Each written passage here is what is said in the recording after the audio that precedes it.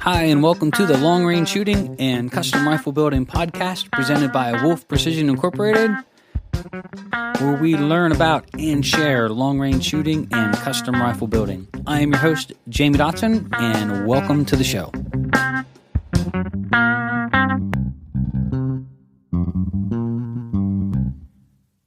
Hi, and welcome to episode 67 of Wolf Precision's Long Range Shooting and Custom Rifle Building podcast. I'm your host, and in this episode, we are going to start into our series called Preparing for the Match. So this series is going to comprise of both interviews with competitive shooters as well as some match directors, really to try to get you a leg up in both on your training and how you approach your training, some things you should be thinking about doing while you're training, and really just trying to help you get a couple more tools in your tool belt to fast track what you're trying to accomplish in the shooting world. So without further ado, let's get started with part one of our series. This is Preparing for the Match. Before we get started into this episode, I do want to thank one of our sponsors, Krieger Barrels, who has been making custom cut rifle barrels for nearly 40 years. So in addition to the in-stock barrels that are ready to ship at KriegerDirect.com, Krieger also offers an online inventory. So the online inventory is updated once per week and includes calibers and contours that may not be offered at KriegerDirect.com. So check out their in-stock page at KriegerBarrels.com or feel free to give their friendly staff a call at Krieger Barrels. Everyone that we know there, we spent time with shows with, they are just fantastic people, fantastic business, and really knowledgeable. So stop over to KriegerDirect.com or KriegerBarrels.com today and check everything out that's in stock and ready to ship.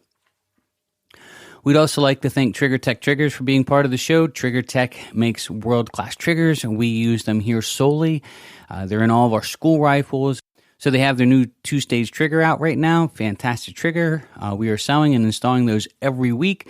Can't say enough about them. And don't forget about the single-stage triggers that go from the primary to the special to the world-class diamond trigger that has just one of the best breaks in the industry. Single screw to adjust, safe trigger, self-cleaning. Stop over to triggertech.com today. All right, so for episode 1 in this series, I'm going to take the time to talk and share from my perspective as far as preparing for a match.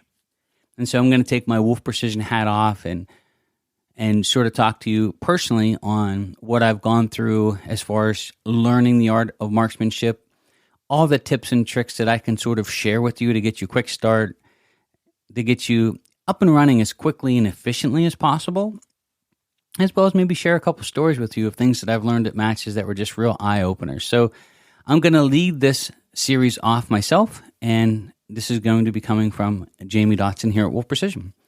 And so preparing for the match, there's lots of different subjects that we could just dive down 100 rabbit holes on. What I want to try to do is highlight some things that I think are very important and maybe back them up or talk a little bit about some stories and things that we've seen to either talk about how these things applied or the differences that they've made. So one of the things that I've learned, if you really want to learn the art of marksmanship, which, my personal passion for long-range shooting wasn't necessarily quote-unquote long range. I wanted to be a good marksman. There used to be a time in a day where great marksmen were looked at as like rock stars of today. Their ability of what they could do with a firearm, whether it's a handgun or a rifle, made them legendary. And that skill, although, more now of a personal accomplishment that you're working towards, back then was really important. It fed families. It put food on the table. It eliminated predators, both on 4 legs and 2. It was used to protect your family, to protect your country. And so your ability to use that as a tool as it was designed to do, in a lot of ways, was about surviving. I always joke around and said that back in the 1800s, you could always tell who the great marksman was in any given town because they had the best fed children. You could look around town, and if you see that, hey, that family's eating really good, there's a good chance that that person's probably quite a good marksman. Look at Annie Oakley. When she was younger, she used to go out and shoot wild game and sell them to the local shops and markets for money to pay for things for her family. I mean, that's what shooting was about back then. It wasn't about bragging rights on a Sunday afternoon, everybody throwing their hat in the ring and seeing who can come out on top with the most points. But back then, there was a totally different level to this. When you're looking at an animal to harvest it, it was because your belly was growling and you had a hungry family at home depending on you to make that shot. So the pressure was on. And you look at Daniel Boone and Davy Crockett, some of the great stories there. You look at Wild Bill Hickok. And so my fascination with long-range shooting started from the old legacy of just learning the art of marksmanship. How to shoot a rifle. How do you will a bullet to go downrange, in some cases, 1,000+ yards, and hit something the size of a pie plate? How do you do that? I find that to be absolutely fascinating, and it hooked me at a very young age. When I was a kid, I was blessed in the fact that we lived in a rural area in Pennsylvania, and 22 long rifles were almost like airsoft guns are today. Every kid in the neighborhood had one, and we got bricks of 22, and off to the woods we go to find something to work on our marksmanship skills, right? But we had a branch of the Juniata River that flowed by my home. We lived right beside the river, and in the fall, when the rivers were low and slow, and I know, I'm telling you these stories because these are things that I've done, good or bad, indifferent. It's how I grew up. It's just the fact of what my life was and how I've learned to shoot. In today's day and age, I wouldn't recommend that you go out and do this stuff. I'm not sure what all the rules and regulations are now, but back then we lived in an area to where nobody even heard the gunshots, let alone, the safety issues. And we're talking about, kids that are 9, 10, 11, and 12 in that time. I'm 50 now, so if you can picture how long ago this was. So I remember one of my favorite things to do were 2 or 3. So I loved shooting. I used to have a single shot 22 where you had to, when you closed the bolt, you had to pull the firing pin spring back manually to set the trigger and then pull the trigger to shoot. And I remember having blisters on my fingers from pulling that back so many times practicing. I remember an old Savage 22 that my grandfather had that was a clip fed. And I'd have blisters on my fingers from feeding a 5 or 7 shot magazine, just practicing. And it was just, you just couldn't get enough of the stuff. It was, for me, and it was open sights, it was fascinating. I just enjoyed it. One of the couple things that we used to do a lot when I was a kid was we used to hunt turtles. And I know somebody listening to the podcast now would be like, you did what? But so my one uncle would make turtle soup.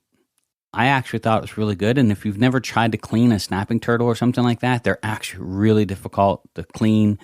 But we would set up on, we had a set of railroad tracks that ran across the Juniata River. So it put us up on a very high perch. And we had a little bit of rapids or faster moving water above us where the river split in two. And then down below us, we had a very wide section of the river that was very calm.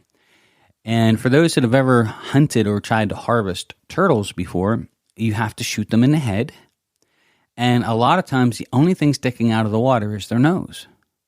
And so if you can picture trying to take a 22 long rifle at 50, 60, 70 yards, 30 yards, 50 yards, from an elevated perch of maybe 20 feet in the air, 25 feet in the air, and with open sights, having to shoot this turtle directly in the head to kill it. And then we had somebody with a rake that would have to run down quickly and reach in with the rake and grab the turtle and pull it to the bank before its reflexes kicked in and it just started swimming all over the place. But that's how we learned to shoot. And it was very common for us to harvest some really big turtles that way. But you had to be a really good shot. We had a lot of little birds that were like, I guess they would consider them like garbage birds now, and they're legal to shoot here in Pennsylvania year round. But we used to take offhand shots, kneeling shots. That was just what we did back then. Another really cool thing, which leads me to this story, is one of my favorite 2 times to shoot when it was fall, like right now. It would probably be ideal time where I would be setting up on the trestle, is what we called it, that went over top the water. And so I'd be setting up there with my 22, or when it's flooding. And I'll go back to that in a second. But in the fall, what would happen is upstream, we would have leaves that, of course, it would fall into the river.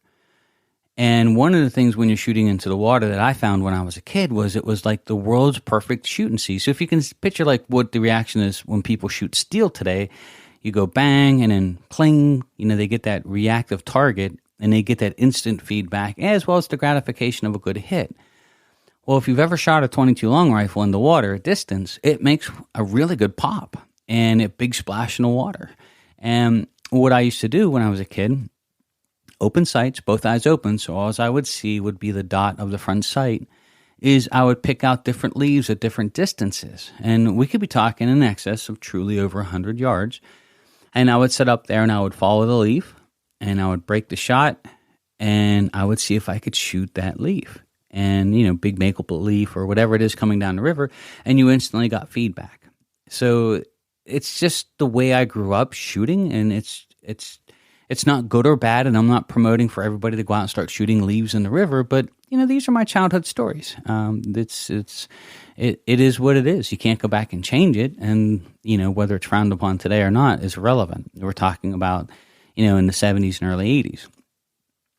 Now, when it flooded, let's go back to this one, because this is actually probably what got me hooked on shooting moving targets more than anything. Is one of my favorite times to shoot. And I know this sounds terrible for people nowadays. They'd probably be losing their minds, picturing a bunch of 10, 11, and 12-year-olds running up close to a flooded river and doing this. But one of my favorite things to do when I was a kid now, and we grew up very secluded, a couple neighborhood kids. I think there was like 7 houses back a 1.5 mile road. So they called it the River Road. So you had to drive, a 1.5 mile back here where there was a couple isolated cabins and, really nobody else from there back for miles.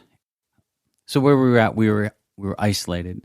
But one of my favorite times was when it was flooding, and I think this is what's hooked me on movers, is we would grab our 22 long rifles and we would run for the river. I mean, if the river was rising quickly, what happens is all the debris and bottles and all the stuff that people, fishermen, canoers, all of these other people would just throw along the riverbanks would now get picked up into the river and washed down. So cans, all of this stuff. And boy, I can just remember, and this is probably where I can tell you that I've gotten blisters on my fingers, is trying to shoot those moving targets. They're racing by in a river that's flowing at, 5, 6, 8, 10 mile an hour. I don't know how fast, water flows when it's flooding like that, but in some areas pretty quick. And, you're just sitting there waiting for the target. You're looking for it upstream, big river, because it's really wide now and fast moving. And here it comes. You see your target and you're following it, get in front of it and break the shot and bang, you hit it. And so I think that's what started my fascination with shooting moving targets. And through the years, I've actually won and placed in matches simply from clearing the stages of shooting movers or winning the stage or getting a perfect score. And it's just because I had a ton of practice of that when I was a kid. I just loved it. It's gotten to almost like a natural instinct as to get in front of the target, wait for it, and break. Now, it's a lot easier now because we've got reticles and we got the math behind it. We've got, we know what our lead and our hold is. But boy, oh boy, the things you did as a kid that you look back and you're like, wow, that was probably had a lot to do with my love of shooting and the art of marksmanship. So it wasn't about just spray and pray, or we're just going to go up and kill a bunch of stuff, or just randomly shoot anything that we find. It was about the marksmanship part. That's what fascinated us. So some tips and tricks that I can give you guys for preparing for the match. The first thing I want to talk about is the rifle. Now, this isn't me talking with my Wolf Precision hat on or the podcast hat on. This is me talking as just Jamie Dotson. If you're going to get into this seriously and you really do want to get into the art of long-range shooting, equipment matters. And having a good quality rifle really makes a big difference because it removes the doubt of the equipment, I think, for most people. yes, it's really nice to have a gun that's capable of shooting consistently really small groups. And that's what you're going for when you either buy or build a custom rifle or get a higher quality factory rifle. But I think more importantly is the mental aspect of it, is that you're confident in your equipment. That's the big one. And we see this happen at matches and events all the time where people start to question their equipment. They have a couple bad shots, whether it was the wind or something that they didn't take into account. And the first thing they do is they go into panic mode that something's wrong with their load, something's wrong with their rifle. You know, what happened? This rifle always does this. And boy, if you stick your head in that bucket, it doesn't come out looking pretty. And the last shot got in your head. It's still in your head. You make another shot and you shank that shot because the last shot was in your head. And now the next shot's even going to be worse. If you get in those scenarios as a shooter, what I tell guys all the time is, if you have a bad shot, don't panic. Everybody has them. You're going to miss something in a match. Nobody's perfect. We're going to go out and we're going to do the best we can do in all these different scenarios. But if you have a really bad shot, don't go into panic mode. Just take that shot in your mind like you would take a piece of paper, wrinkle it up into a small ball, toss it over your shoulder, and just completely forget about it and move on to the next stage. If you don't do that, you let it get in your head and you're going to start costing yourself. And so equipment matters. When it comes to the equipment itself, try to get the best that you can. And, we build custom rifles for a living. And I build custom rifles and designed all the stuff that I do, and not because I thought I was going to build custom rifles for a living. I did all of this because I wanted to build a better rifle than something that I could buy. And so I took the time and effort with everything that we've done through, it's funny, you look back 15, 20 years through your life now, and all the things that led up to the moments now. But the true core of it is that I was a shooter first, that I just loved to shoot. And I had that knack of ingenuity and machining, and I was blessed with people in my life that were really good at this stuff.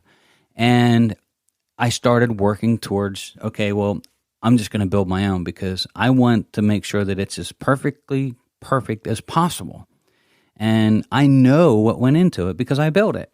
And that's what started the whole process to let us to where we're at now, which is sort of, I'm blessed. And some days, I get up in the morning and I'm tired and I say, whew, boy, it's been, 12-hour days for the last 6 days, 14-hour days. But I have to remind myself, like yesterday, I got to go to the range with clients. And gosh, I got the best job in the world. I get to go to the range and shoot stuff every day with clients and share my passion of long-range shooting. So, good God, am I so blessed. And for that, I say thank you. And I just remind myself all the time of that. But anyway, going back to 15, 20 years ago was, everything that led up towards now was that I just loved to shoot. And I built my own rifle simply because I got tired of either waiting or looking at other people's work and questioning them on the techniques that they use, all that stuff, and not being 100% confident that they're capable of doing the work that I really need to be done. I wanted the equipment to be the best it could be. That way I didn't have to worry about it. So we're talking about the rifle. So whether it's, a high-end factory rifle or a custom rifle, get the best that you can. Now, I say that, and I think sometimes people take for granted, like we had somebody post up on there's a ton of podcasting stations out there, but somebody had made a comment that we were a bunch of elitists that say that you can't shoot unless you buy one of our really expensive rifles. And I've never in my life ever said that. But I am going to say that equipment does matter, and you would be kidding yourself if you didn't think it did. And it doesn't have to be the best of the best, and it doesn't have to be the most expensive. It just has to be solid, it has to be consistent, and it has to work. So I had an old four-door Jeep Cherokee, if you can picture one of the old ones with the square front end. It was the ugliest green on the planet. I purchased right before my daughter was born. I was, working as a police officer and working small business. I had my own small little business back then, and I was working in the steel mill. I had 3 or 4 jobs, as well as still serving my country. And so my shooting funds were about as small as you could possibly find. I mean, for me, when I purchased my first new Savage, for example, it was a big deal. I was all excited. I had a heavy barreled rifle. I'm talking, 30 years ago. And then going on from there. But so I didn't start by shooting custom rifles, anything but.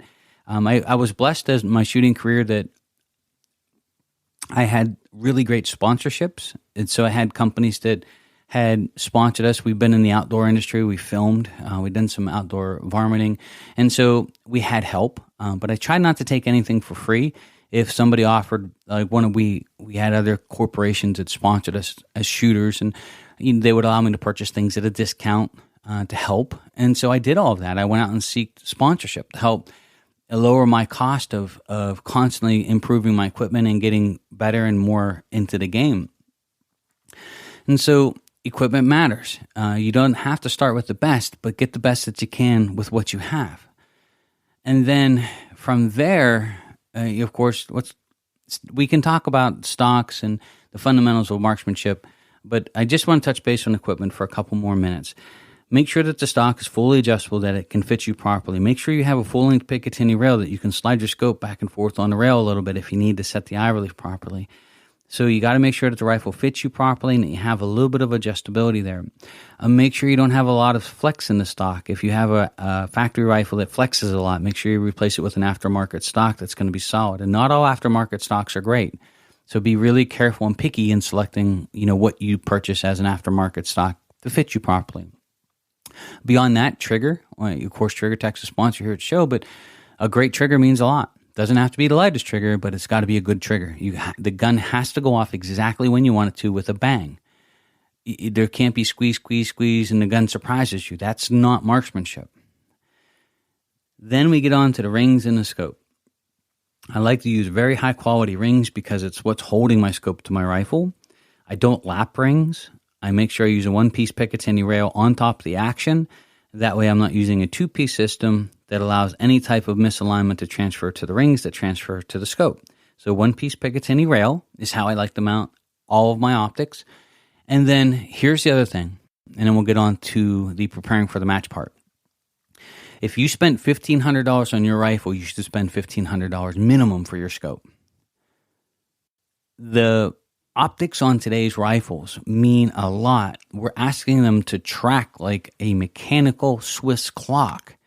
And unfortunately, to get that level with good glass, with aluminum tubes, with all of this involved, it's hard to get all of that in a sub-$1,000 scope. It can be done. And don't get me wrong, I have Vari X2s that cost $699 that I still shoot today on 22s. That's got to be 25 years old. It's 1970s and 80s technology at its finest. But we're talking about marksmanship and match shooting. These things have to track perfectly. If a ruler says 1 inch, it has to be 1 inch. If it says 5 inches, it has to be 5 inches. If you can imagine having all these rulers at Lowe's and they're all close to 1 inch, and then we send them off to all the people building a house, we'd have one funny looking out of square house if everybody's ruler was just close. And so this is why this is important. The tracking portion, super important. So if you're going to spend $2,000 or $3,000 on a rifle, you should consider spending $2,200, $2,500 on the optics. It's the only part that's moving that you're counting on to be correct, and you're moving it over and over and over again. So imagine having to take your barreled action out of your stock and putting it back in and locking it in between each shot. How critical that will become. Most people would not feel comfortable doing that at all. But you're asking your scope to do that. You're in between every shot, you're moving everything inside. And so, scope, make sure you get good ones. Throw it out there, the two scopes that I like best. If you're in a budget-friendly or budget-minded, I really like the Leupold Mark V, the 5-25, the 3-18. Fantastic scopes for $1,500, $1,700. Great scopes. If you can go a step above that, I really recommend the Collis 6-24. They can be had now for like $2,600. So they've come down in price a little bit. They're Austrian made, oldest scope maker in the world. They track perfectly. Then you got the Collis 5-25, so you can get in a $3,200 price range. And you have some other scopes besides the Collis and Leupold, of course. And, Schmidt and Bender would be a great example. But just make sure that you get a good quality scope, because it's not the piece on The rifle, tactical looking, spelled COOL, doesn't mean anything to us as the shooters. You can have the coolest looking rifle on the line and lose every match you ever attend.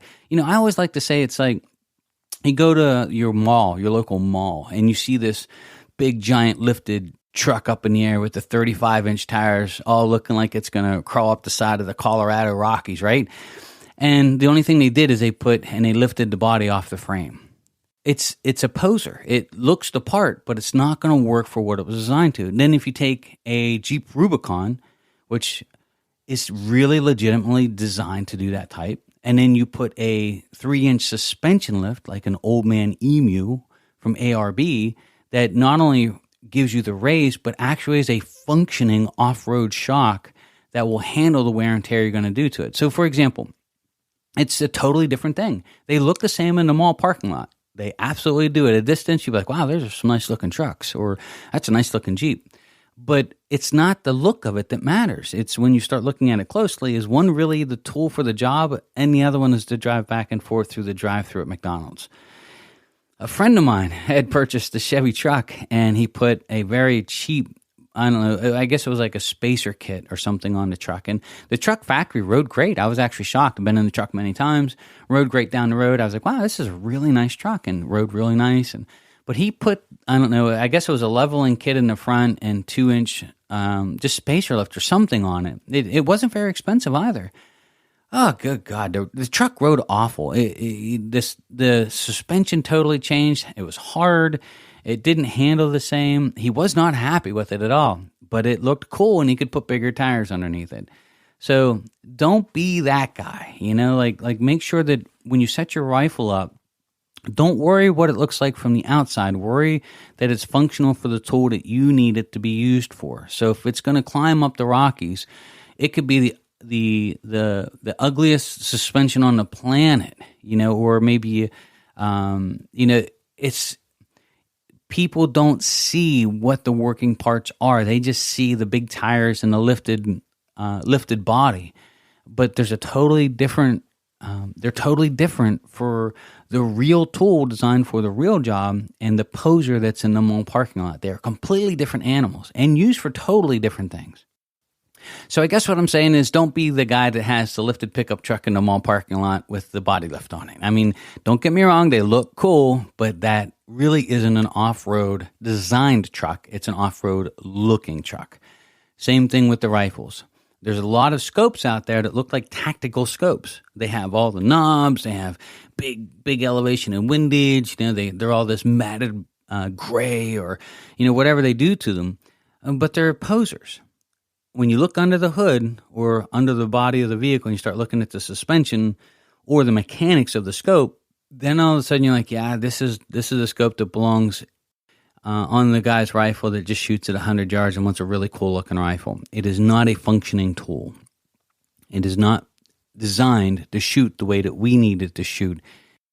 It's a lesser expensive option that looks the part, but really is going to leave you hanging if you're depending on it to do its job, and that is to climb up over the Rockies and over the boulders and flex and move and handle the washboard roads for 30 miles as it's shaking the daylights out of your suspension. Totally different scenario. So just be careful on that one.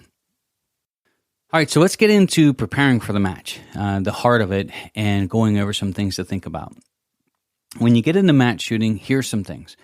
Number 1, focus on fundamentals of marksmanship first. You have to have a solid foundation on the fundamentals of marksmanship. That is the most important thing you can start with. And that is started prone with a bipod and a rear bag. You have to understand how a rifle intimately reacts and acts with you, and you have to start learning how to work with each other as a team. You have to get the rifle fitted to you properly, have the cheek piece fitted to you properly, have the eye ready for the scope fitted to you properly. One of the things that caused a lot of grief with guys going to match shooting is that they're changing their equipment all the time. So once you get a rifle set up that you're going to commit to for that year or 2 or 3, don't go changing your scope and stock every other month, because you're going to get behind a gun and feel very unfamiliar with it, and that's going to cost you. So fundamentals of marksmanship are key. The reason I say that, think about like motorcycle riding. If you get into riding a motorcycle, there are key fundamentals to riding a motorcycle. And they apply whether you're driving a Honda 250 Rebel or a BMW RR1000 on a racetrack. Now, there's more advanced skills in the guy running the RR1000 at the racetrack, but the key fundamentals of riding a motorcycle are the same. The difference is you've got to start on that Honda 250 and learn the fundamentals of marksmanship. That is how you and the rifle are going to consistently act and react to each other and work as a team, promoting all of the really important things from, and not limited to, finding and working on your natural point of aim so you're not pushing or pulling your rifle off the target when you're setting up to shoot. Having a way to verify that you're not doing that. Having a good, firm, consistent handshake type grip on the rifle. Make sure your pinky's not dragging on the bottom portion of the stock and twisting it. Don't hold with the same pressure as the pinky. Make sure that the rifle is seated in the proper area of the shoulder, not on the ball. Make sure that you have good, consistent pressure against the rear of the stock. This one is huge. I see it at the school all the time where you'll see the shot, and what I'm watching is the movement of the bipod feet. And all of a sudden, you'll see the feet slide back 3 or 4 inches, like a shoom. He didn't have consistent pressure in the rear of the stock. I will guarantee it, that shot did not go where it was supposed to go. And so, not just having where the stock goes in the shoulder, but finding a way to have consistent amount of pressure so that the rifle tracks consistently backwards, almost like a machine, going back and pushing you 2 inches as a team, going back and moving 2 inches, or whatever it might be. But if you don't have a good consistent amount of pressure on the rear of the stock and working as a team there, the rifle's moving back and forth more or less depending on how you're getting into the rifle. So you've got your firm handshake grip, you've got loading the bipod or pulling the rifle into the shoulder, making sure it's seated in the proper area. Then you've got cheek weld and cheek pressure. This is a big one. Both are huge and they both have pros and cons. We talk a lot about it here at the school. So cheek weld, cheek pressure, and then natural respiratory pause, and learning how to pull the trigger properly with a straight, clean squeeze so you're not pushing or pulling or twisting the rifle on the trigger pull, how to maintain that hold through the shot, letting the rifle and knowing how to let it naturally recoil back without you influencing the shot as the trigger's breaking and the gun's firing, and then letting the rifle settle back down in front of you so you can actually see what you just shot. That is the core of learning how to become a great competitive shooter. If you master that prone, you're applying the same fundamentals of marksmanship to every other position. It's just a little less stable. There are other tools involved that you can use to help, but you have to learn that prone first. And then all you're doing, shooting off a table, shooting off a nook of a tree, shooting off your buddy wearing a backpack, the same exact rules apply. It's just from a different position. That's the key to becoming a great competitive shooter. Here is where being a varmint hunter, or like here we've been blessed with in the Northeast with being woodchuck hunters. So we can go out all summer long and get stuck in all these awkward positions, by the way, which we find in matches, and taking shots. And they're not always prone. You know, they're off of a nook of a tree, they're off of your backpack, they're off of your buddy's shoulder. I mean, it's just all of these things, but you're applying the same fundamentals of marksmanship just to a different scenario and a different thing that you're shooting off of and a different place that you're shooting off of, a different object that you're shooting off of. Same thing shooting slung. You know, it's the fundamentals of marksmanship applied to sling shooting. All of these things still apply. It's just a different way of driving it. Nothing impresses me more than watching somebody take nothing more than a sling and a rifle and setting on their butt, slinging that rifle up with a traditional sling and hitting a target at 600 yards over and over and over again. That is super fundamentals of marksmanship. That is really intimately knowing your rifle and how to run it extremely well. Some of the matches we used to shoot in the past would have scenarios set up like this to where you would be shooting targets slung at 600 yards. And it was amazing, like watching some of the guys do it. It's old school, but it's fundamentals of marksmanship. And if that guy can do that just slung, imagine what he can do off of a barricade with a tripod drawn into the back on the rear of the stock. It just got a whole heck of a lot easier because even though he has this equipment, he hasn't learned to rely on it to make the shot. He could make the shot with the sling. Give him something to rest the front of the rifle on and a tripod to slide under the rear of the stock, and oh my gosh, this is easy, right? And so this is why the fundamentals of marksmanship are so important. And I think I'm just going to pause right here and go back and say this is why I think a lot of the equipment that's spilling out onto the market is hurting shooters. And I say that in almost all the goodness of my heart that I can muster, and say that this is not a knock on equipment. This is not me saying, well, hey, I'm a purist and that you shouldn't use any of this stuff. I am not saying any of that. But what I'm saying is, for example, I met a young man at the SHOT Show last year or the year before, and he was telling me that he's a pro shooter for PRS. And I was really impressed. I was like, wow, that's great. I said, how long have you been shooting? He said, 2 years. And I thought that was great too.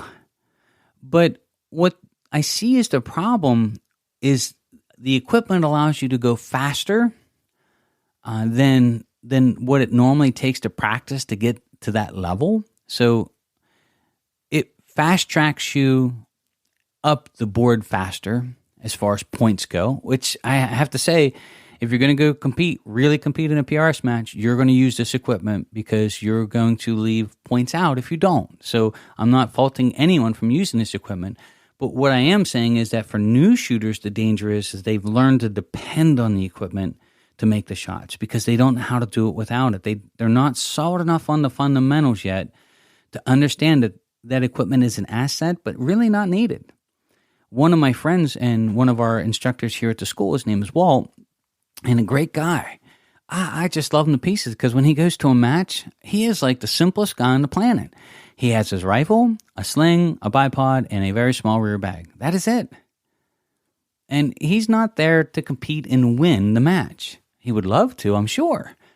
But he wants to use equipment that he would carry on a normal basis, on a normal hunting trip, in a normal scenario that he would normally have with him. So he's not bringing all these 16 different pillows. And like, I love the one bag that you can put on top of a fence post to make it flat on top and really wide. I think it's called a game changer bag. I mean, the bag's awesome.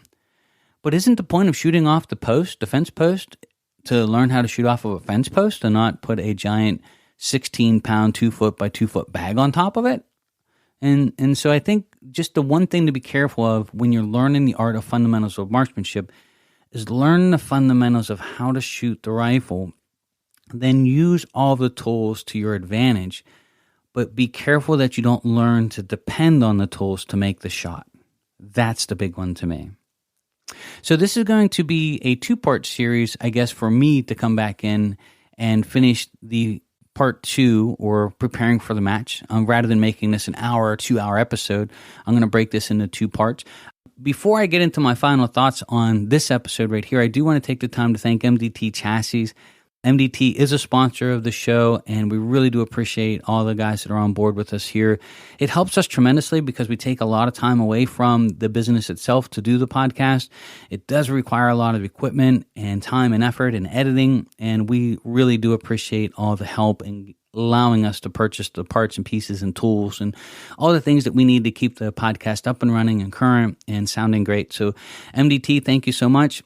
So if you're looking for a great chassis, like we talked about with factory guns, first thing I really recommend to guys that have a great shooting factory rifle is to replace it with a good stock. And MDT just makes a fantastic chassis. They have them that run the gauntlet from the Oryx, which is $395. I think one of the best chassis under $400 that you can buy, and can compete with a chassis that costs twice as much. It's that good of a stock. So you've got the Oryx right up to the MDT ACC competition series. All fantastic chassis. So if you want to up your game and you need the attachment points and you really do want a stock that's completely adjustable, stop over to mdttac.com. That's mdttac.com and see what they have to offer today. All right, so I really thought I could get most of the things that I wanted to talk about in the podcast for preparing for the match in one episode. But it's, I do want to try to start sharing some different stories that are experiences, things that I've learned from that I can pass on. So this might be 2 or 3 part series, just in me starting off the series. And then we're going to bring in some guests, which include some match directors and some other competitors, and ask them some questions and some pointers and so on. So I'm really looking forward to this part. This really means a lot, especially for guys that are getting out there and competing. We've watched lots of people grow up in the PRS series, including some school alumni that have won the entire series. That has been to our school here. And I've had the blessing of watching these guys grow from, a good, solid, fundamental shooter to being a world-class, completely sponsored, competitive shooter that is just the person to beat at a match. They've gone on to be that good. And from my perspective, what was really awesome is I got to be with them from the beginning and helping them and learning. And then also I got to watch them grow. I've spent time on the phone and hear the different things as they're going through the growing process to get into that top level shooter or marksman. And so I got to follow along with them over the last 10 years as they progressed through. And so there's just lots of things that I've learned, lots of things that I've shot matches with some of these guys that as they were growing through their learning curves, the things that they've done and the mistakes that they've made and the things that they've learned from. So I think there's just a lot of stuff that I can draw from, especially for competitive shooting part. So next week's episode, I'm going to continue on, and it's going to be a lot more on preparing for the match, scenarios, things to think about, time management, gear management, just all of the little things that when you start adding them together over the course of 1 to 2 days that make a huge difference from being in the top 50% or top 10% or leaving at the end of the second day with your head spinning like, what happened? And so we're going to continue on with part 2 of this series next week. I do want to take the time to say thank you for taking the time for joining us here in the podcast. Thanks for all the great emails I've been getting. Great questions. We are going to, in a couple weeks, we'll probably do another Q&A with all the emails that we're starting to get. Some questions that were really great and deserve a big subject.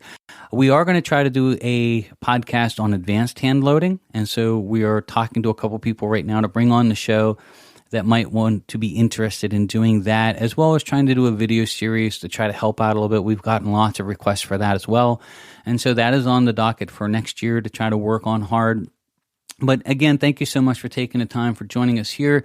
If you don't mind stopping over to our Facebook page, it's Wolf Precision Inc., or stopping over to our website, it's wolfprecision.net. And if you're listening to this on any of the podcasting networks, if you don't mind leaving a review or leaving a nice comment for it, that is really, really appreciated. And it just helps us tremendously as we grow the audience and grow the podcast. That means a lot to us here. So, guys, thank you so much for taking the time to join us here. My name is Jamie Dotson. I'm your host, and you are listening to the Long Range Shooting and Custom Rifle Building Podcast.